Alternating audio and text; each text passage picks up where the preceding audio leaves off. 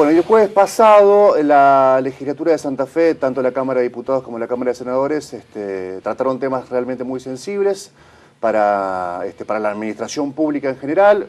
Rescato la sanción definitiva del pase a planta de más de 3.000 personas, 3.000 empleados públicos, que van a tener la certeza de tener la estabilidad, como se suele decir, de aquí en adelante. Esto no es un dato menor, la estabilidad ciertamente cuando uno no la tiene, es un ruido constante que tiene en la cabeza y es la sensación de que en cualquier momento, más allá que el empleo público es muy seguro, puede perder esa posibilidad. Y también quedaron pendientes, se trataron, pero quedaron pendientes también de alguna manera otros proyectos de ley o de leyes que tenían o que perseguían la idea de garantizar, a mi criterio no, lo charlamos con Fede hace algún tiempo también, un mejor servicio y calidad de justicia y seguridad. También lo vamos a abordar dentro de un ratito sobre el cierre con Fede, que quedaron pendientes. Y me parece muy importante que se dio un paso interesantísimo en relación a lo que se considera la ley de leyes, el presupuesto provincial de recursos y gastos para el 2015, el último que que es exclusivamente diseñado con la lapicera de Ciara y Bonfatti, el último porque ya el próximo tendrá la intervención del gobernador que gane las elecciones en el 2015.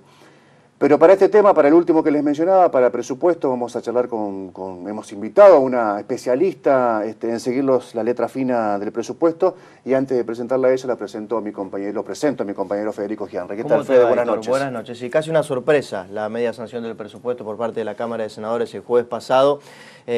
Todo hacía prever que, si bien había cierta celeridad en las gestiones, en las reuniones con los funcionarios del Ministerio de Economía, de la Secretaría de Ingresos Públicos, que posiblemente se iba a demorar un poquito más. Sin embargo, lo que se demoró en todo caso fue el comienzo de la sesión, pero tenía que ver eso con ultimar algunos detalles relacionados con esto, y el jueves mismo, ¿no?, ya tuvo media sanción el presupuesto, fue por unanimidad. Estamos hablando de alrededor de 76.000 millones de pesos, Héctor. El último presupuesto del justicialismo apenas si estaba en los 8.000 millones, ¿no? Esto hay que explicar, un intenso proceso inflacionario, pero también la expansión del gasto, tanto en personal como en obra pública y en otras cuestiones que, bueno, amerita un análisis muy meticuloso, y sobre todo cuáles pueden ser las expectativas respecto del año que viene, ¿no? En materia de obras, en materia de gasto corriente, en materia de cuestiones tributarias, todos esos temas. Marcela Eberhard está como invitada. Buenas noches, Marcela, gracias por haber venido. Buenas noches, gracias por la invitación. Bueno, ¿qué primera lectura haces del presupuesto? Bueno, la primera lectura fue la media sanción aprobada el jueves, sobre tabla. Hay una metodología constante que está utilizando el gobierno de incorporar reforma fiscal en la ley de las leyes, como bien nos decías, en el plan de acción del gobierno a través de la asignación de recursos. El tercio del presupuesto tiene modificaciones de la ley impositiva, tiene modificaciones en tasas retributivas de servicios, tiene modificaciones en impuesto inmobiliario, modificaciones en ingresos brutos, en patente. Y esto realmente no es una metodología que nosotros querramos abonar, ni mucho menos, porque resistimos esta forma, porque no podemos dejar al gobierno sin presupuesto. Es una herramienta de gobierno, es una herramienta, digamos, de dirección válida y genuina que los gobiernos deben tener, pero también nos fuerza a tener que analizar reforma fiscal dentro de un presupuesto que no tendría que ser así. Lo hacen con el argumento de la actualización, porque claro, está casi todo a un 30%. Mira, hay cosas al 30%, hay cosas al 500% y al 100%. ¿Al 500%, por ejemplo? Al 500% tenés en tasa retributiva de servicios lo que es el pedido que vos vas a Catastro a pedir un informe, tenés un incremento de... Esas operatorias previas a las adquisiciones de terrenos por ahí. Sí, exactamente. 500%. 500%. Cuando vas a hacer los trámites de catastro, quienes son abogados, quienes son escribanos, que tienen que hacer cuando muchas veces haces alguna transferencia o tenés que regularizar situaciones, los módulos tributarios se han incrementado también cuando hasta pedís el certificado de libre multa o de libre deuda de patente, el módulo tributario se ha incrementado al 100%, y esto hace que muchos de los incrementos sean del 30%, pero que muchos otros sean mucho mayores, y esto uno lo ve con algo de resistencia. El Ejecutivo pretendía cambiar esta deducción que se hacía entre el DREI e ingresos brutos del 9%, que ya recordemos al televidente que era el 10 antes, el 2013 fue el 9%, y ahora lo que se pretendía era el 5%. Es decir, vos ya pagás ingresos brutos. El DREIS podías deducir un porcentaje. El Ejecutivo pretendía que se deduzca menos, que se deduzca solamente 5%, y esto hacía que una recaudación de 520 millones venga a acrecentar las arcas públicas. Lo que nosotros decimos que vemos que hay mucha presión fiscal. Y esto el comerciante lo va a ver porque los mínimos subieron. Miren, el inmobiliario urbano y suburbano no solamente subieron al 30% general. O sea, señora, usted tiene el impuesto inmobiliario de su casa el año que viene, independientemente de la categoría. Independientemente de la categoría, 30% más. Pero a su vez, si teníamos un mínimo de 200 y pico de pesos, pasó a 345 en términos suburbanos, y lo mismo en el urbano. O sea, los mínimos también subieron. Y esto impacta. Lo mismo pasa con respecto a las tasas retributivas de servicios. Bueno, pero uno diría, bueno, de pronto se empiezan a crecer las partidas en materia de obra pública, de gastos de bienes de capital, y a lo mejor todo eso se podría haber reflejado en el crecimiento de esas partidas. Estaríamos de acuerdo si la ejecución de la obra pública tuviéramos la evidencia que así fuera, y alentaríamos porque creemos en un Estado fuerte y presente y con financiamiento y con recursos. El último dato que tenemos a septiembre de 2013 da cuenta de que solamente el 50% de los recursos para obras de capital, para obra pública, se utilizaron. Y esta tendencia viene siendo una constante en los gobiernos socialistas, que tienen mejores recursos en obra pública, pero no lo ejecutan encubriendo el déficit. O sea, tapan el déficit que hay, porque vamos a cerrar con un déficit importante. El ministro de Economía lo ha dicho, que es tentativamente lo que pasó en el 2011, que fueron más de 1.600 millones de déficit. Nosotros decíamos, si se hubiera ejecutado la obra pública este año en su totalidad, tendríamos más de 2.000 millones de déficit. O sea, no tenemos un presupuesto equilibrado porque se demora siempre la obra pública. Y esto claro, y es la variable de ajuste o el fusible. Es la variable de ajuste. Y ya de por sí el presupuesto reconoce una menor actividad económica. Habla que va a haber solamente un 2,8% del Producto Bruto Geográfico, que es todos los bienes y servicios que se producen dentro del territorio provincial. Sí, también por ahí esas variables macro se ponen en consonancia con las del presupuesto nacional. Muchas veces sí. Nosotros tenemos una inflación prevista distinta al presupuesto nacional. Hay una inflación prevista del 18%, un valor del dólar del 9,45%, que eso se toma de las variables macroeconómicas del presupuesto nacional. Como vos bien decías, hay recursos e ingresos por 76.600 millones de pesos, va a haber gastos por 75.800 millones de pesos. Eso da que hay un resultado positivo. Nunca se termina con un resultado positivo, hay siempre un déficit, y esto muchas veces se cubre con la paralización de la obra pública. Vos mencionabas recién que dentro del presupuesto, del proyecto de presupuesto, hay una modificación, y lo has enumerado, de ciertas cuestiones fiscales. Sí. ¿Pensás que eso es ilegal y que debe ser a referéndum de la legislatura, digamos, modificar las alícuotas de distintos tributos? ¿O se puede hacer legalmente esto? Se puede hacer legalmente porque lo hace. ¿Pero lo cuestionás? Lo cuestionamos como metodología, porque tienen que ingresar una ley de modificación de la ley impositiva. Porque dentro del plan de acción nos meten modificaciones cuando tiene que ser una materia aparte y puntual para debatir, con el sector productivo sobre todo. Nosotros decimos esta metodología de incorporar un tercio del articulado en modificación de alícuotas de tasa de retributiva de servicio no es la mejor práctica. A nivel nacional, por ejemplo, no pasa. Pero no es ilegal. No es ilegal. Lo que es ilegal es lo que quiso hacer Bonfatti con el decreto 200, allá por el 2012, claro, que quiso aumentar la alícuota de ingresos brutos. Claro, porque tocaba alícuotas. Tocaba alícuotas. No, pero en aquel momento después se fue declarado inconstitucional. Fue, ¿no? Por el Tribunal de Cuentas, nosotros presentamos un proyecto de ley declarándolo inconstitucional y finalmente nos dieron la razón. El gobernador, cuando lo envía dentro de un mensaje de una ley, es correcto. Lo que nosotros decimos que no es una práctica sana para el debate de la ley de las leyes, porque supuestamente vos tenés un plan de acción que vas a hacer, qué vas a hacer y con cuánto le vas a quería preguntarte, Pafe, sobre la polémica que hay alrededor de lo que se denomina en el proyecto de obras, la implementación del programa de obras menores, que tiene como podríamos decir, discriminados a las ciudades de Santa Fe y Rosario. Es una explicación más larga la que se puede dar sobre este asunto, pero lo concreto es que en términos prácticos hay un fondo que no llega a Santa Fe y Rosario y que algunos sectores están diciendo con contundencia que los senadores están operando en contra, los senadores en general están operando en contra de esta posibilidad.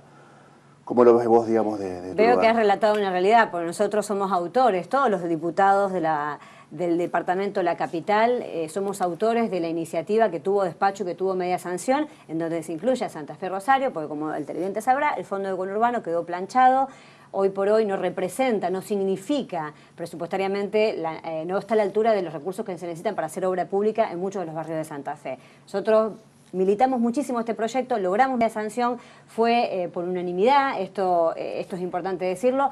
Pretendíamos que la automaticidad de los fondos, que beneficia a comunas y a municipios justicialistas y no justicialistas, que poner que el 35% de los fondos puedan ser usados en gastos corrientes para la mayoría de municipios y comunas, no para los de primera categoría, es decir, Santa Fe Rosario, iba a ser alentador, iba a dinamizar un poco la actividad en las gestiones locales, y esto la verdad que no se dio, y tampoco se dio, que teníamos despacho favorable en presupuesto, autorizar para los bonos de fin de año a los municipios de comuna ese 25% de la media sanción de MIPI. Escuché un intendente que decía, no sé si esto fue una tradición del inconsciente o fue un mensaje hacia alguien, decía, qué importante sería fue Corral, digamos, porque si estamos hablando de Santa Fe o Rosario, yo le escuché a Corral decir esto por lo menos, dijo, qué importante sería tener el fondo de obras menores para pagar el bono de fin de año. Pero eso es una contradicción en realidad, porque si es para obras menores, me imagino que no se puede imputar otra cosa, ¿o sí? Bueno, no se puede, excepto que se ha venido haciendo en las legislaturas estas autorizaciones, pero para el caso de Santa Fe Rosario, la ley que nosotros aprobamos con media sanción lo prohíbe expresamente, lo prohíbe para Santa Fe Rosario, no para los otros municipios de comuna, pues realmente, Héctor, esto no llegan a pagar los bonos ni los aguinaldos a fin de año. Nosotros teníamos en la Comisión de Presupuesto aprobado esta excepción que se da siempre a fin de año, y al no tener sesión por otros inconvenientes políticos no pudimos darle sanción definitiva, porque venía con media sanción del Senado y habilitaba a que los municipios y comunas puedan utilizar el 25% para los bonos el 25%, el 25% del monto total. Solamente. Sí, en distintos años fueron distintos porcentajes, ya las modificaciones de obras menores iba a determinar un porcentaje fijo para que quede, pero bueno, también lo puede incluir el gobernador en extraordinarias, este tema, ¿o no? Puede incluir en extraordinaria, como lo va a tener que incluir el presupuesto, porque ya no estamos más en ordinaria, va a tener que incluirlo para que lo tratemos en diputado. Yo me preguntaba qué le pueden llegar a decir los senadores de justicialismo que se oponen a estas modificaciones al Fondo de Obras Menores, a sus presidentes comunales y a sus intendentes, pero al mismo tiempo después pensaba, ¿no? Si de pronto tienen casi 400.000 pesos por mes para repartir discrecionalmente y casi sin rendir cuentas estos senadores a través del Fondo de Fortalecimiento Institucional, a lo mejor de esa forma lo solucionan y aplacan los reclamos, quizás, ¿no? Ahora, ustedes siempre se transforman en contralores, o permanentemente son contralores de alguna manera de la ejecución del presupuesto. ¿Qué van a tener que controlar en cuanto a obra pública, como para que lo pueda visualizar el televidente de la ciudad de Santa Fe, de la región, en cuanto a obras, de lo que se debería concretar en este 2015 que va a empezar? Claramente el seguimiento y digamos, el cumplimiento de los plazos. Nosotros estuvimos viendo que, por ejemplo, para la Ruta 1 hay 145 millones de pesos para poder finalizarlo, no así un presupuesto significativo para la parte de hospitales, tanto el nuevo Hospital Iturraspe como el Semafé, que van a ser etapas, van a ser los cerramientos, pero no se van a terminar en su totalidad. Estas promesas vienen, si ustedes recuerdan, del 2012. Hay montos simbólicos el monto para refaccionar o para poner en valor comisarías en toda la ciudad de Santa Fe de 10.000 pesos, de 5.000 pesos. Lamentablemente, cuando estuvimos viendo el detalle de las obras, el listado de obras analíticas por departamentos, vemos que falta mucho. Que hay recursos, como estábamos diciendo, pero que en obra y en lo que al ciudadano le puede llegar a interesar, falta mucho para lograr digamos, un umbral de exigencia mínimo para tener seguridad, para tener mejor salud, mejor educación. Más allá que los presupuestos tanto de educación, de salud y seguridad son los estrellas de este presupuesto, son los que se llevan la mayor parte. ¿Pensás que, ya como una de las últimas preguntas, que el justicialismo está durmiendo la siesta en relación a las otras fuerzas que tienen vocación y voluntad de poder en Santa Fe, como el PRO, con Miguel del Cel y el socialismo, con Lifchit, en materia en clave de pensar el 2015 como candidatos y ya presentando sus propias propuestas? Y el justicialismo sigue dando, bueno, tiene buenos candidatos, pero sigue dando vueltas en relación a lo que se denomina la unidad del PJ. Y en ese marco, una segunda pregunta. ¿En qué esquemas te gustaría estar a vos en el 2015 dentro de la estructura del PJ? Ya se sabe que lo charlamos en otra oportunidad, no perteneces más a un sector, por ahí hay gente desprevenida que no lo sabe, pero hace un tiempo que ya estás dentro del PJ. ¿Cuál sería tu voluntad, tu idea dentro del 2015 participar en este marco de unidad? Perfecto. No creo que el justicialismo esté durmiendo la siesta. Lo que sí creo es que se está trabajando con más individualidades de las que uno podría desear para armar un esquema colectivo y con vocación de poder real. De que cada uno está cuidando una parte de lo que tiene y quiere preservarlo. Y que lo que no se logró y que va a ser difícil que se logre es una gran mesa del consenso, este pacto de la Moncloa, con respecto a la sobrevivencia de un partido que tiene todo, pero bueno, que está faltando esta vocación de dejar de lado la individualidad y pensar en colectivo. Personalmente yo estoy trabajando muy de cerca del presidente de la Cámara de Diputados, de Luis Rubeo, estamos colaborando a instancias institucionales y coincidiendo políticamente con lo que se va a venir. Él va a estar trabajando para la provincia de Santa Fe, él lo ha manifestado como un candidato a diputado provincial. Se vislumbra que va a haber muchas listas de diputados provinciales, muchas listas de concejales y que a lo mejor los ejecutivos, que son los que lideran la transformación tan necesaria en la sociedad, va a encontrar algún tipo de dificultad de encontrar la figura que tenga el caudal de votos necesario para poder liderar un proceso de transformación que creemos que es totalmente necesario, tanto en la ciudad como en la provincia. Pero que nos cuesta encontrar, no por dormir la siesta, porque a nadie le sobra nada y nadie tiene más que otro. A lo mejor estamos todos... Yo lo que veo también es que muchos senadores del justicialismo, ya que estamos hablando del PJ, digamos, y a propósito de lo que decía Fede recién, se sienten muy cómodos en ese rol de opositor con una bolsa grande para distribuir discrecionalmente y que tal vez prefieren seguir administrando esa pequeña caja y no escuchar, poner el oído en la gente que lo votó en los departamentos. Sí, ellos no sé si son opositores, yo creo que son oficialistas de su departamento, o sea, todo lo que sea para su departamento, lo mismo ha pasado con el endeudamiento. Nosotros aprobamos el endeudamiento que pidió el Ejecutivo y ellos aprobaron el endeudamiento de 2.200 millones, incluyendo obras que muchas de ellas nosotros las criticábamos, pero genuinamente, porque había presupuestos que estaban desfasados y que nos parecía que no era prolijo hacerlo de esa manera, incluyendo un listado de obra por departamento. Pero me parece que juegan el partido de la comarca de ellos, digamos, y ahí no hay una mirada un poco más amplia. Muy fuerte la crítica esa, está interesante. ¿Algo más, Fede, para el último? Muy breve, volviendo al presupuesto, la idea es acompañar, marcando estas cuestiones.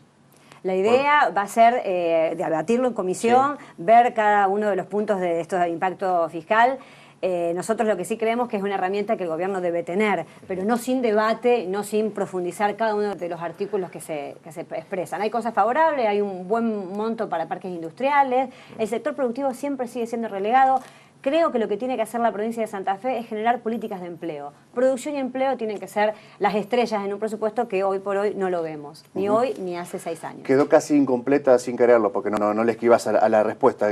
Una de las preguntas que te hacía, y concretamente te pregunto, ¿sos la candidata del Movimiento Evita Intendente de Santa Fe? No soy la candidata del Movimiento Evita a Intendenta de Santa Fe. Agradezco que los compañeros hayan pensado, lo hemos charlado.